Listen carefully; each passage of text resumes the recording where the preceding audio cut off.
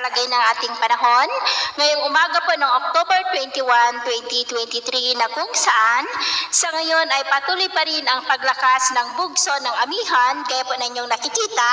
na patuloy po ang pagdaloy dito po sa northern part ng Northern Luzon at silangang bahagi ng Luzon, habang patuloy rin ang pag-iral ng shear line dyan po sa silangang bahagi ng Central Luzon. At sa atin pong long range forecast ay nananatili naman po na walang bagyo na namamataan na tatawid dito po sa ating bansa hanggang sa matapos ang buwan na ito ay storm free po tayo. At sa lagay ng ating panahon ngayong madaling araw ay generally fair weather po sa malaking bahagi ng ating bansa, pero mayroon pa rin pong tsansa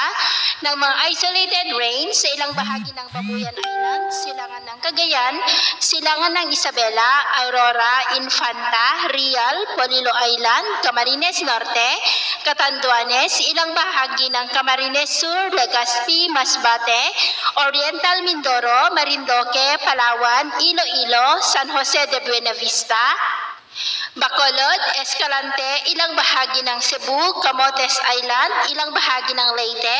Surigao del Norte, Misamis Oriental at Mati. At mamaya po ay sisikat ang araw sa malaking bahagi ng ating bansa, maliban lamang sa mga tsansa ng maulap na kalangitan na may mga pulong-pulong pag-ulan sa silangang bahagi ng Luzon, dulot po ng amihan at shear line, at may mga isolated rains rin sa ilang bahagi ng Oriental Mindoro, ilang bahagi ng Batangas, Iloilo, Bacolod at Toledo. At mamayang hapon po,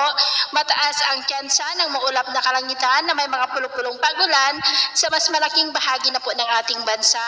Kaya kung lalabas tayo sa ating mga tahanan, ay ugaliin po natin lagi ang magdala ng kahit anong panangga natin sa init ng araw